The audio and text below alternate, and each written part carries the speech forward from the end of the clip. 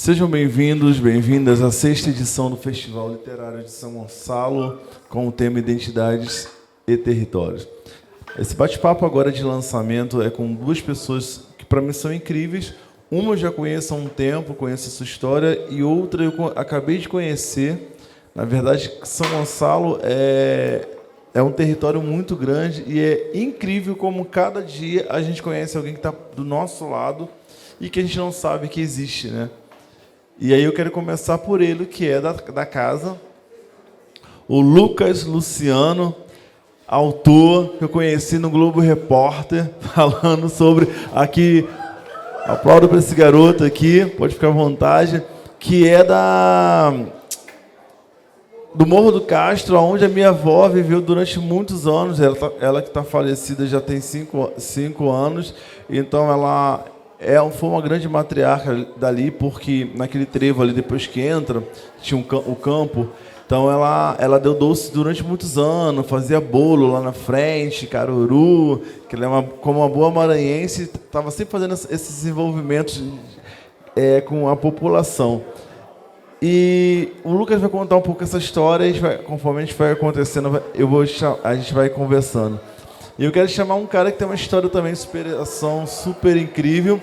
E ele é Sagat B. Vem com a gente. Eu nunca sei falar esse B, se é B mesmo. Sagat B. É porque eu tô americanizando o seu nome aí, que é o B, né?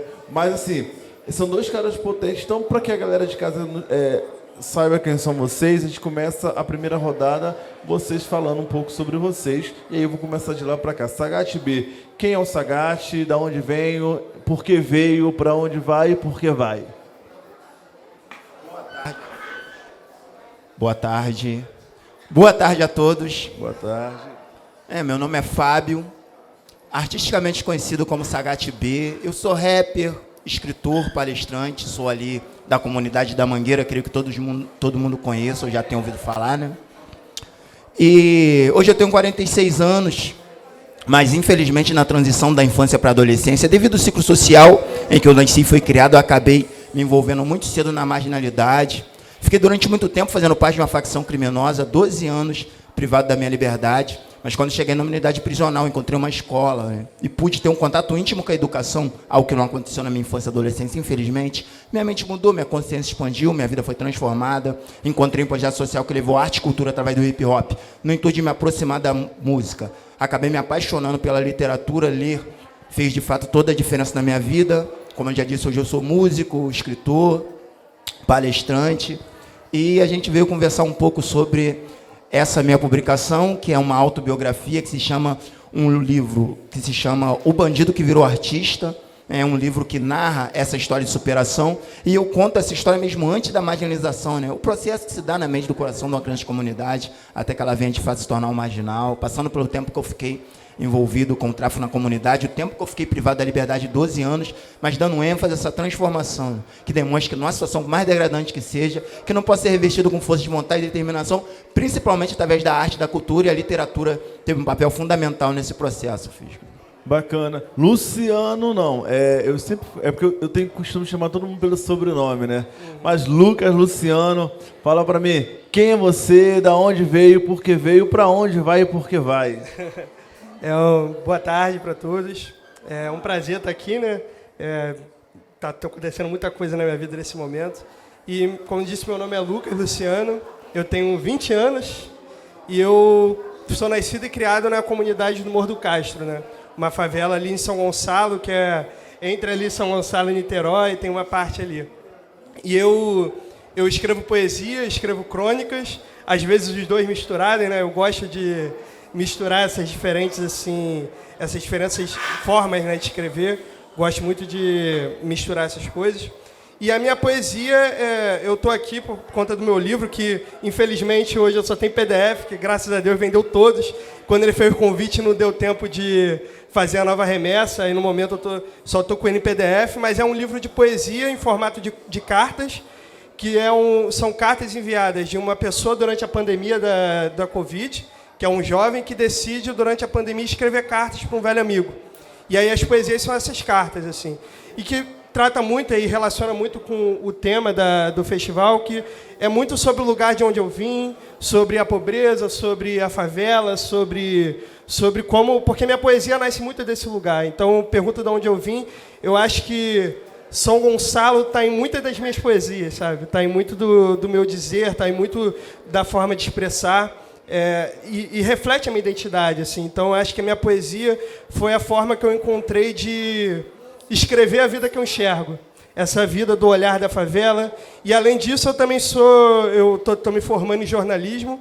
Hoje, atualmente, eu trabalho como repórter no Jornal de Niterói. E aí eu meio que vou fazendo essa relação entre ficção e realidade, né?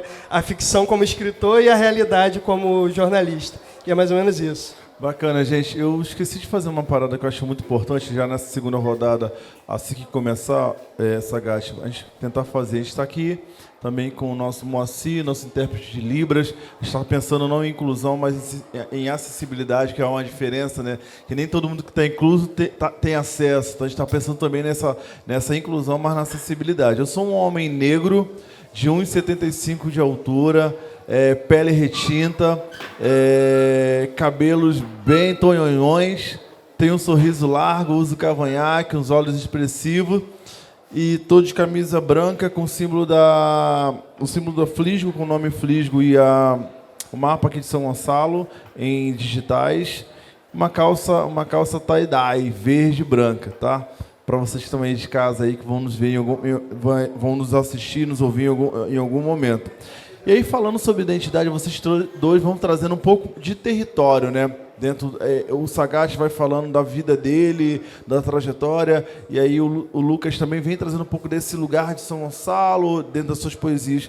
Mas antes de entrar no território, e logo após a autodescrição de vocês, de que forma a identidade de vocês hoje estão na arte escrita de vocês, né? De que forma isso? Ou em que momento vocês começaram a perceber essa identidade artística de vocês, ou esse acesso à arte, ou esse acesso à identidade artística de vocês, de forma individual e coletiva pelo meio no qual vocês vivem? Sagat. Deixa eu fazer minha autodescrição, né? Eu sou um homem negro de 1,80 m, bonito, né? Bonito. Tenho um cavanhaque, cabelo dread, estou com uma camisa gola pola verde, uma calça caque e um sapatênis. E, assim, né, eu acho que autoestima, né? Como eu falei aqui, assim, se reconhecer como artista, principalmente para nós periféricos negros, tem muito a ver com autoestima, né? A arte... ela entrou na minha vida de uma forma inesperada, dentro de uma penitenciária, mas eu sempre fui artista, eu nasci artista. A dificuldade, para mim, foi se reconhecer como artista que eu sou, porque, para nós que viemos da periferia, né, é muito complicado você, muitas das vezes, ver potencial em si mesmo. Eu não conseguia enxergar meus dons, meus talentos, minhas aptidões, pela baixa autoestima que me foi imposta no local onde eu nasci. Fui criada onde não tinham exemplos nem referências de artistas aonde eu pudesse me espelhar, né? Eu cresci numa localidade muito pobre, na Baixada Fluminense, em Queimados, não sei quem conhece. Ali, ainda hoje, é um lugar onde o IDH é baixíssimo, e as pessoas não sonham, né? Eu não tenho um amigo de infância sequer que tenha um diploma universitário. As crianças ali crescem, estudam até a 5ª, 6ª série para aprender a ler e escrever. E os meninos vão trabalhar na construção civil, geralmente, tudo muito digno, beleza. E as meninas vão ser domésticas na Zona Sul, ser atendente de loja, lanchonete. E todos os meus amigos de infância tiveram essa trajetória. E, em determinado momento da vida, com 16, 17 anos, eu me revoltei com aquilo ali, mas eu não sabia, não tinha consciência de o quanto a forma em que eu canalizava essa revolta poderia ser prejudicial para mim e para minha família, porque eu, a partir do momento que eu me vi numa situação de de necessidade, de vulnerabilidade, eu recorri ao crime, né? Hoje, não. A partir do momento que eu comecei a ler, que eu entrei para dentro de uma biblioteca, ainda que foi dentro de um presídio, eu comecei a entender minimamente como a sociedade funciona, eu aprendi a canalizar minha revolta através da arte. Hoje eu escrevo, eu canto, eu recito, e dentro disso tudo eu estou expondo essa revolta, essa arte que sempre teve dentro de mim, mas que eu não reconhecia.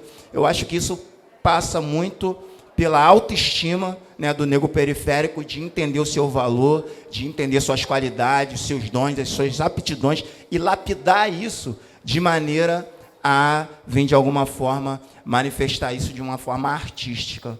Eu penso que foi através da autoestima que eu me reconheci um artista. Bacana. E você, Lucas? Gente, aplausos para essa sagaz, que fala super potente, super importante.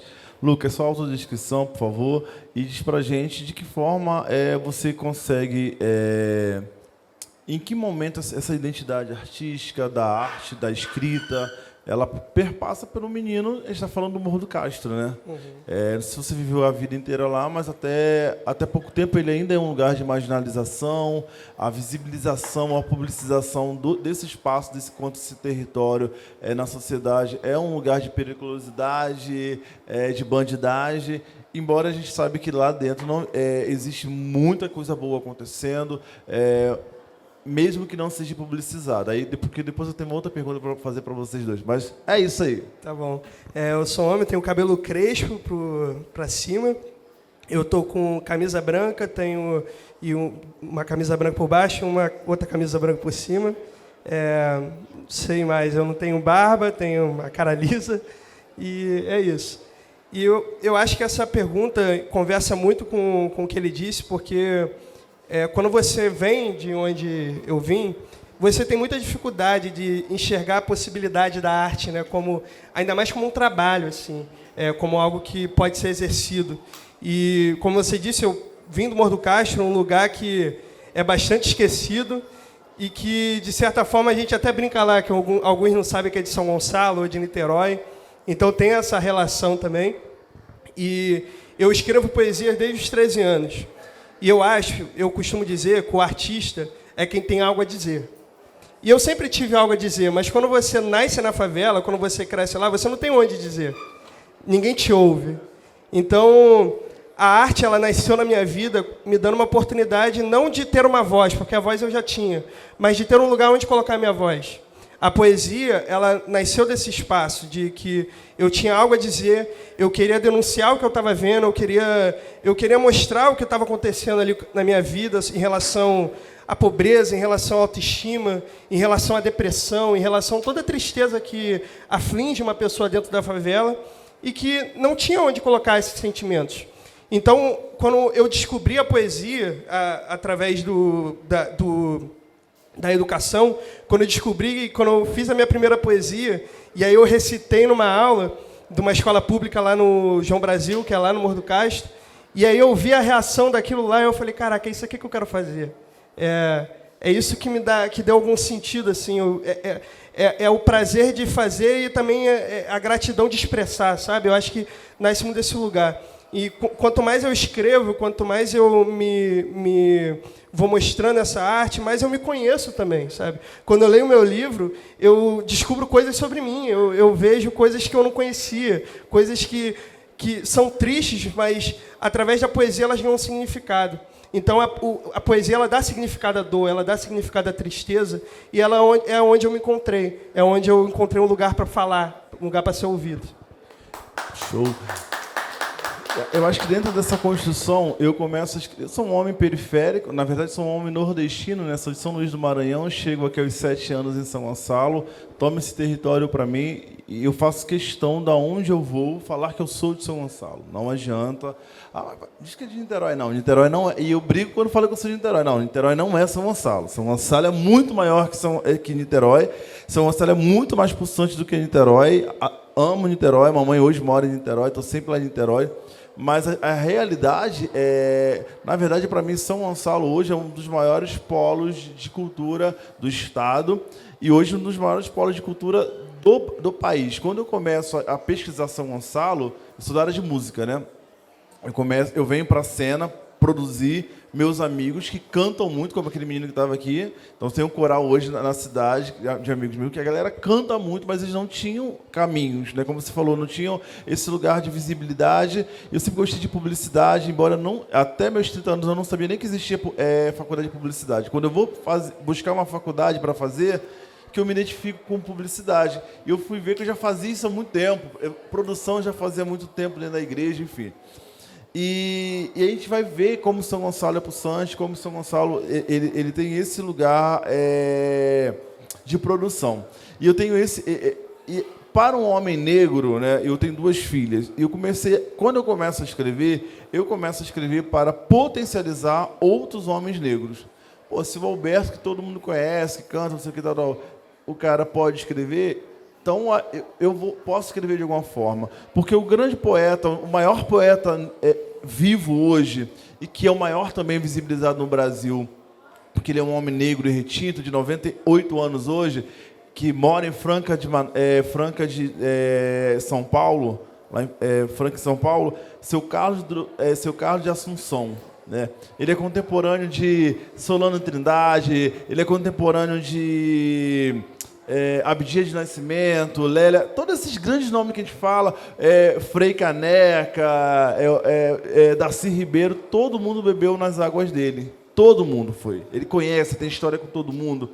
Mas a nossa própria comunidade preta invisibiliza o cara, sabe? E aí, que é o que é triste para mim, que uma grande editora comprou o direito dele agora. Por quê? Vai valer muito dinheiro.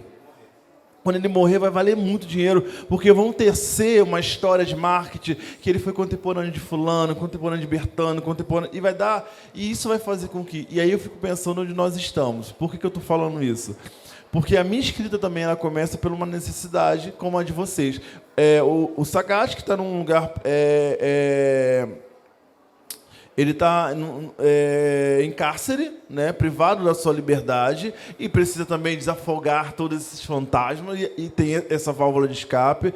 Você que tinha algo dentro de si, mas não sabia também como trazer à tona, em algum momento tem essa oportunidade, e eu que começo a trabalhar sem querer com a literatura, porque foi sem querer nesse shopping, em 2017, sem querer, eu descubro a literatura. Não a literatura de sala de aula, mas uma literatura como essa, pessoas conversando com a doutora Lia Vieira, que me apresenta outro lugar da poesia, não aquela poesia chata, elitista, mas alguém que vem no palco e encanta e para o shopping inteiro, declamando poderosamente, com fervura, com alma.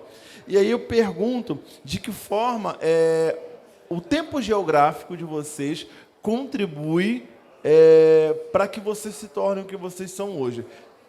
E a pergunta melhor, se você não tivesse tido oportunidade, Sagat, se você não tivesse oportunidade, mesmo dentro do cárcere, né, da unidade prisional, você seria o Sagat de hoje? Eu digo que eu sou um sobrevivente, cara. Eu tenho 2 balas alojadas no meu corpo, entendeu? Eu passei por inúmeras situações onde eu poderia ter perdido a vida. Creio realmente que eu estou aqui por um propósito divino, né? Eu sou um espiritualista, eu não tenho religião, mas por isso que hoje eu faço questão de estar dentro dos presídios, levando uma mensagem, né? A gente tem viajado o Brasil aí, dentro dos presídios palestrando, nas escolas, principalmente que margeiam as comunidades, levando essa certeza absoluta, através da minha experiência, que só a educação, de fato, tem o poder de transformar a vida dessa molecada e dar uma perspectiva de futuro, né, cara? Porque, infelizmente, né, como eu já falei aqui, eu repito, porque essa é uma tecla que eu bato demais, a baixa autoestima não tem deixado a molecada sonhar. Eu chego numa escola pública, de comunidade, e eu pergunto para 10 crianças o que elas querem ser quando crescer. 7 delas não têm uma perspectiva do que quer ser quando crescer. E isso é péssimo, assim, né? Quem não sabe onde quer chegar, não vai chegar a lugar nenhum. E eu, por experiência própria, sei disso. Cresci à deriva e a deriva me levou para o mau caminho. Assim. Se você não tem força para nadar contra a correnteza vai te arrastar para o lado mais fácil. Então, você tem que ter uma meta, você tem que ter um objetivo, você tem que ter um foco. Então, assim, eu sou muito grato, né, a Deus, sou muito grato à espiritualidade por essa oportunidade de ter tempo de, né, despertar para essa realidade dessa sociedade que a gente vive, extremamente preconceituosa, racista, como você já disse, elitista, principalmente em relação à literatura, né? Então, só eu sei as coisas que eu passo para poder fazer o trabalho que eu faço, para poder levar minha mensagem. Eu sou um cara que, além de ser preto periférico, sou ex-presidiário. Então, assim, é um ex-presidiário que escreve. Então, assim, uma literatura denominada pejorativamente de marginal, né? Então, assim, é bem complicado, mas é isso, a gente não pode baixar a cabeça, a gente tem que reconhecer o nosso valor, saber o trabalho que a gente faz é importante para quem está lá na base, porque quando o meu livro chega na mão de um moleque de comunidade que ele lê, ele passa a mesmo ter uma percepção de possibilidades, porque eu fui um cara que eu li meu primeiro livro na vida aos 33 anos, dentro de um presídio, com 46 sou escritor. Então, assim, é uma revolução muito severa de vida, de vivência, de experiência, que se deu através da literatura. Então, quando eu chego lá num presídio de menor, que tem um moleque de 17 anos que está achando que a vida dele acabou, porque ele está ali dentro, muitas vezes, respondendo um homicídio, um assalto e tal, ele vai sair dali com 23, 25 anos, que não vai ficar muito tempo, mas ele acha que a vida dele acabou. Mas quando ele vê minha história, ele já, né, se o cara conseguiu, aí eu já dou aquela referência que eu não tive na minha infância, na minha adolescência.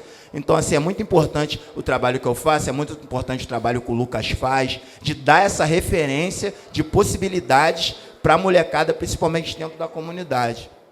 Então, eu creio que é muito necessário e independente dos preconceitos que a gente enfrenta na nossa sociedade, principalmente no meio literário, no meio artístico, né? A gente, muitas das vezes, precisa de uma validação que não vem, porque ninguém quer se associar a pessoas como nós, que vêm da... Muitos saíram daqui e chegaram lá, mas hoje eles não querem associar os daqui, porque... Quer devolver a comunidade, né? Sim, exatamente. Não quer devolver... Usam da comunidade, mas não querem devolver a comunidade. Exatamente, exatamente. É uma luta, mas é uma luta que traz muito orgulho e muito satisfatório também. Lucas, o Sagat, ele traz uma situação muito interessante. Eu dou uma oficina em escolas públicas, a partir dos meus 2 livros infantis, e toda vez que eu pergunto para a criança sobre sonho, o sonho deles é ter um bom emprego.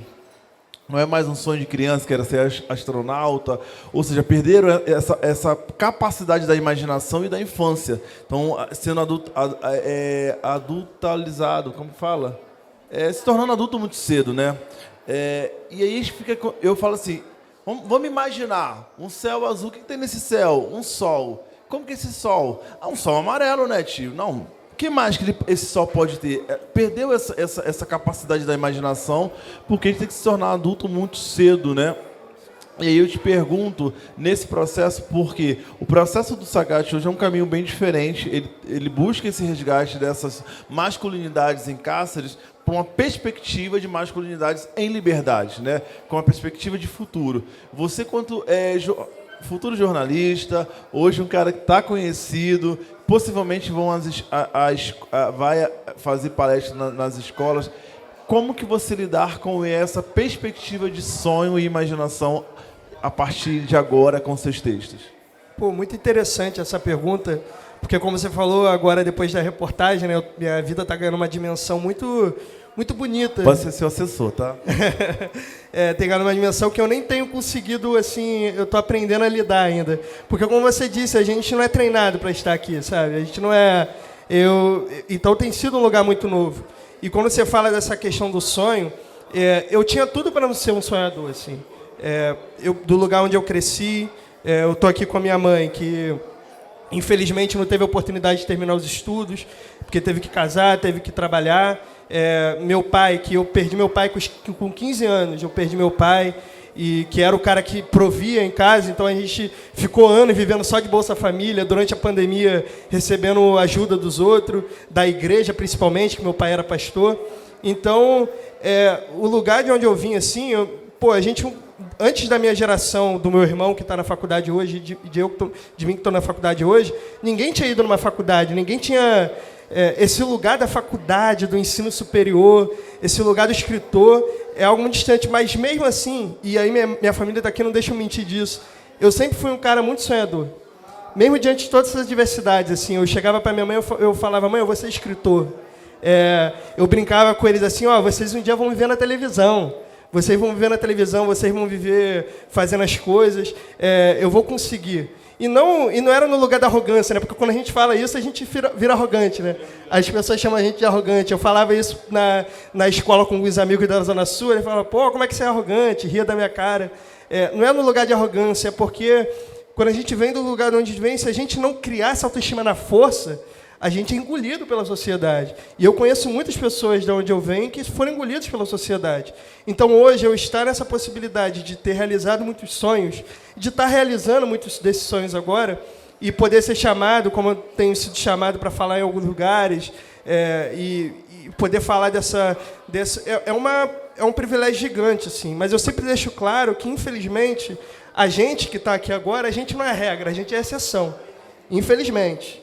Porque, querendo ou não, às vezes usam o fato da gente estar aqui em cima para, a favela venceu. A favela venceu, mas a gente tem que botar, entre aspas, essa questão, porque tem muita gente que está sendo invisibilizada ainda, sabe? Tem muita gente de São Gonçalo que ainda não conseguiu achar. Então, quando eu tenho a oportunidade de estar aqui em cima, não só aqui, mas nas minhas redes sociais, eu sempre deixo isso claro, que o lugar do sonho, ele é um lugar que te dá liberdade. Sonhar é ter liberdade. Ter liberdade para se pensar além da realidade que você vê, sabe? E eu acho que a arte, ela dá isso.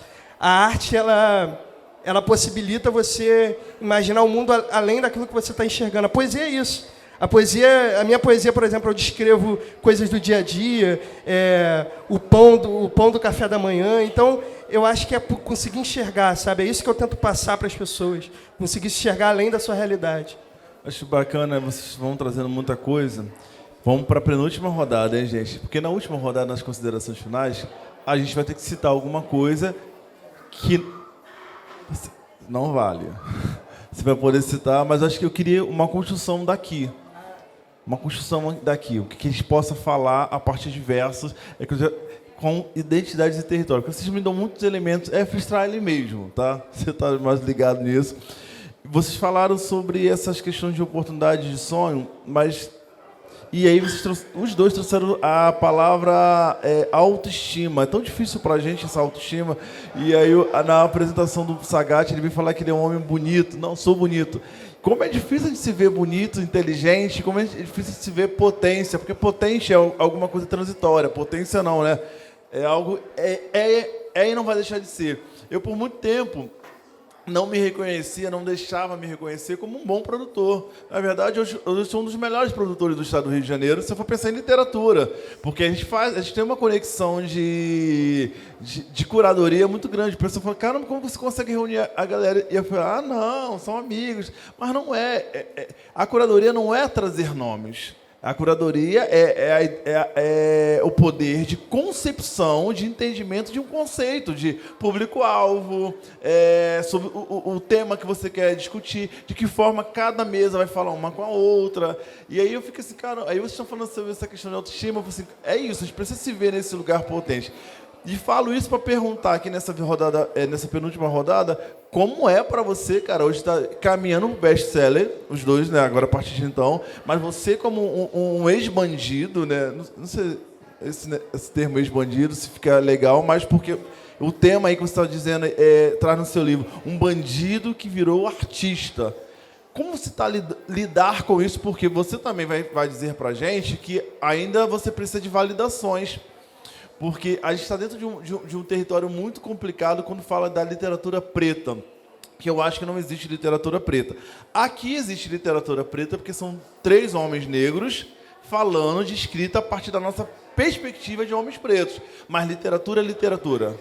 Entendeu? A gente não pode... Aí a gente que é de comunicação, a gente sabe. Se a gente começar a publicizar essa tal de literatura preta, o mercado editorial vai nos colocar, como você mesmo falou... reduz, é uma subliteratura, uma outra classificação que a gente não pode se colocar nesse lugar. E aí, voltando, e desculpa, né, essa explanação, Sagat, como é para você agora estar nesse lugar de um bandido que virou artista? Como você lidar com isso? É muito honroso. às vezes, eu não acredito que eu estou vivendo determinadas situações.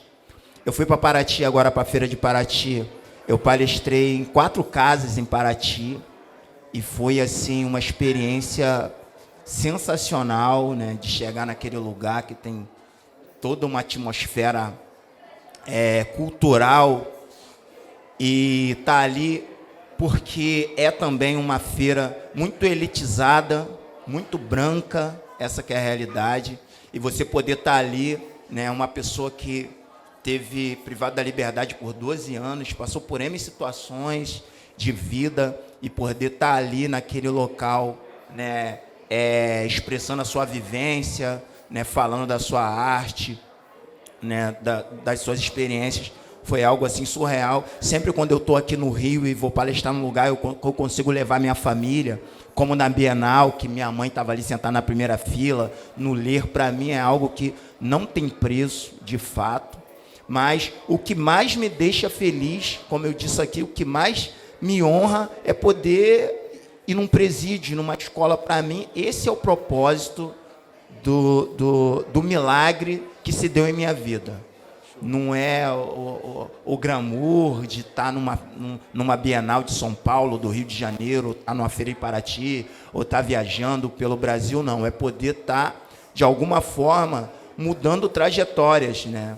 Fazendo do limão, que foi o meu passado, uma limonada que está saciando várias pessoas que estão sedentas nesse momento por uma palavra edificante, por uma palavra que possa, de alguma forma, mudar o quadro de sofrimento delas. Então, para mim, essa a maior honra, né, de poder estar sendo utilizado pela espiritualidade para estar levando esse despertar que se deu na minha mente até outras mentes também. E isso, para mim, de fato, não tem preço. Bacana. Lucas, e você? Como você está lidando aí com essa autoestima? Tá, agora vai virar um best-seller também, já acabou os livros todos. O poder, né? É o poder da comunicação, da grande massa, da grande mídia. Como está sendo isso para você? Como você está lidando com isso? Ainda você já falou que ainda está se acostumando, mas como está isso nesse primeiro momento na sua cabeça, para a gente ir para a rodada final? Eu acho interessante porque, independente disso tudo que está acontecendo na minha vida, eu demorei assim um pouco para entender que eu posso ser chamado de escritor, sabe? De poder dizer em voz alta, eu sou escritor, eu sou poeta. E dar nome, né? Eu acho que quando a gente fala de autoestima, a gente está falando de dar nome. E eu acho que esse é um direito que é tomado da gente em muitos lugares, sabe? E tem sido muito essa parte tem sido muito complicada assim, para mim, porque por mais que eu seja muito sonhador, é muito difícil você continuar sonhando sem referência. E além do mais, parece que nesse mercado, e aí como você citou, nesse mercado literário, você só tem espaço se você se reduzir a uma causa.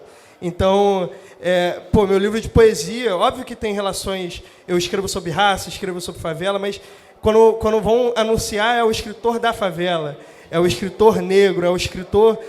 sempre reduzem ao que você...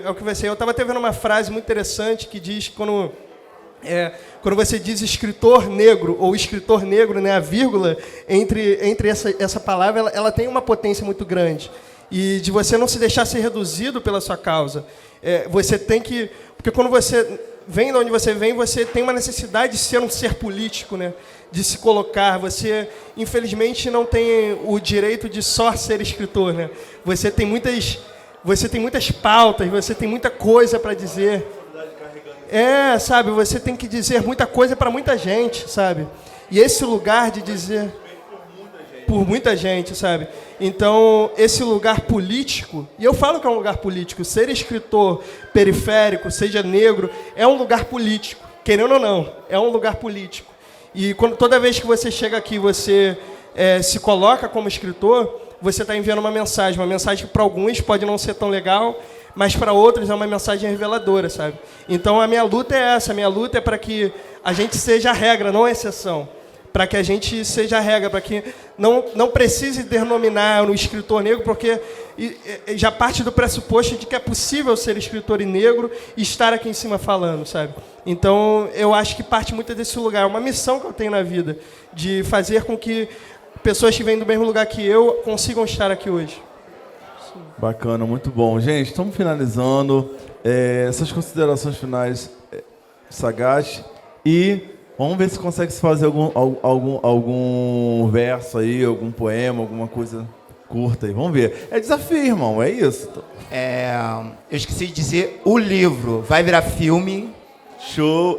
Pode me chamar para figurante, hein? Bota lá no contrato que não tem esse negócio para poder autorizar, tem que virar figurante. Estou muito feliz a gente estar sentado. Estou no núcleo criativo do roteiro, com uma equipe fantástica, assim, então está sendo idealizado um roteiro para esse livro. É algo que para mim ainda está difícil de assimilar, né? Que a gente vai ver minha história aí nos telões em breve, então estou muito feliz. Quem quiser seguir lá na rede social, é Sagate B Escritor, Sagate com T mudo e B de bola, acompanhar o trabalho que a gente vem fazendo aí, né, nessas palestras pelo Brasil, nas escolas, nos presídios, né, nos outros livros que a gente tem lançado. Tem ali o meu segundo livro, já foi lançado, Amor Substantivo Feminino, né? É um livro que narra uma história de amor dentro da comunidade, onde a gente vem usando essa história como plataforma para a gente estar debatendo os preconceitos que permeiam essa mesma sociedade que a gente vive, né? Homofobia, racismo, consciência de classe, intolerância religiosa. A gente fez um molho ali a partir da nossa vivência. E vou estar lançando um livro infanto-juvenil agora, no começo do ano. A gente tem trabalhado, tem nos dedicado a escrever para realmente tomar de assalto essa narrativa que é nossa. E só nós pode falar de nós. Essa que é a realidade. Show. E vamos fazer, vou fazer uma poesia. Vou fazer uma poesia aqui, né, que se chama Ascensão, né? Aproveitar o Lucas aqui, que eu creio que faz parte dessa ascensão, homens negros escrevendo. Meu amigo Alberto, que realmente mostrou que é um excelente produtor, tem feito um trabalho. Onde eu vou, eu vejo o Alberto trabalhando atuante e fico muito feliz, né? E é mais ou menos assim. Quem era eu e você quando a escravidão acabou por aqui? Quem era eu e você quando a maldita senzala deixou de existir? Cheio de calo na mão e o pé no chão, não tinha o que comer. Mas alegre o coração, a abolição, o preto pôde vencer. 1, 2, negro. 1, 2, negro. Um exército de negros marchando para o sucesso. São médicos, advogados, juízes, engenheiros e poetas. Negros no topo vivendo felizes, é exceção virando regra. Literalmente voando primeira classe, sem tirar o pé do chão. Absolvendo cultura, ninguém segura, pretos em evolução. Nós vamos vencendo, derrotando o preconceito. O preto orgulhoso está aprendendo a lutar por seus direitos. O negro se esforça, o negro bobica, o negro prova que é capaz. Ninguém é melhor que ninguém nesse mundo, queremos direitos iguais. Dinheiro, dinheiro, dinheiro, dinheiro é o que movimenta o mundo. Preto milionário no ranking dos ricos não é nenhum absurdo. Vamos povoar as faculdades, vamos habitar os condomínios, vamos nos impor na sociedade, vamos expandir nossos domínios, marchando, marchando, marchando, marchando e avançando para o sucesso, quebrando barreiras e rompendo fronteiras. Nossa ordem é o progresso. Meu orgulho da raça, meu orgulho da classe, meu orgulho da fase, meu orgulho da base. Sim, meu orgulho de nossos mártires, que morrerão no passado, morrem no presente e vão morrer no futuro. Do racismo ao genocídio, o Brasil não é seguro. Um preto de carro importado, cheio de joias, mas ele não é bandido. Tira o olho do malote, não vem dar bote. O preto é bem sucedido. Malcolm X e Luther King, Luz da Gama, Dandara, Zumbi. Nelson Mandela ensinou, o preto tem que se unir. A escravidão acabou, o negro não sucumbiu. Tony Tornado cantou, New Black Power Brasil. 1, 2, negro. 1, 2, negro. Um exército de negros marchando para o sucesso. Pou, pou, pou, pou. Muito bom. Lucas, você. Como falar depois disso, né? Como falar depois dessa aula aí? Eu agradeço muito pela oportunidade de estar aqui. Meu Instagram é Lucas Luciano Rio. E dizer que estar aqui podendo falar de poesia na minha cidade, né? E é um privilégio gigante. Eu estava até falando com o Eric ali, que a gente tem uma história muito interessante, porque no meu primeiro mês como estagiário no São Gonçalo, eu escrevi uma reportagem sobre o lançamento do livro dele. E aí, ele depois, eu lembro, nunca vou esquecer disso, depois que eu fiz a reportagem, eu falando com ele leu a reportagem, ele falou, cara, você tem um jeito de escrever, eu acho que você precisa fazer literatura, você precisa ser escritor. E aquela mensagem ali, ouvindo de um escritor, né, foi algo que me deu uma força, assim, me deu uma potência muito grande. Então, eu acho que eu sou a soma de muitos sims que eu ouvi na vida, sabe? De muitas pessoas que passaram. E poder estar aqui, poder falar do meu livro, poder falar daquilo que eu estou experienciando é uma alegria gigante, assim. Eu não sou tão bom do improviso, assim, confesso. Oi? Lê a sua que você preparou. Vou ler aqui um trecho do meu livro, que é uma das cartas que eu escrevi. E a carta diz assim: querido emocionado, é com o coração transbordando de gratidão e alegria que me aventuro nas linhas desta carta, como um pintor diante de uma tela em branco, preste a dar vida a algo grandioso. Neste período, onde a solidão às vezes teima em se instalar, encontrei afago na arte e nas cores que tu gentilmente compartilhaste comigo. Agradeço do fundo da minha alma pelos quadros que tu, com tua arte singular, pintaste e enviaste. Cada obra é mais do que uma simples imagem, é uma janela aberta para um universo de emoções e pensamento. A maioria pode enxergar a vida como um mero fluxo de dias, mas para nós, artistas, cada manhã é uma busca apaixonada pela essência que permeia cada instante. Olhamos para o mundo com olhos que vão além da mera observação. Capturamos vivacidade, fluência, onde outros veem monotonia. A vida, cara emocionado, é uma tela em branco que espera ansiosamente para ser preenchida por nossas mãos criativas. Com nossas palhetas internas, pintamos os dias com uma mistura única de experiências, transformando momentos ordinários em obras-primas de significado e beleza. Não somos ingratos, nem vivemos em ilusões, mas não podemos conceber um mundo sem inspiração. A poesia flui em nossas veias, emocionado. É a razão pulsante da nossa existência. Cada batida do coração se torna uma melodia, e a vida se desdobra como um palco onde expressamos nosso coração. A cada criação, emocionado, torço para que nossa jornada artística deixe uma marca profunda na alma de quem nos contempla. Com alegria e poesia, Lucas Luciano. Show! Gente, com vocês, eu não vou fazer nada. Com vocês, Sagate B e Lucas Luciano. Muito obrigado, gente.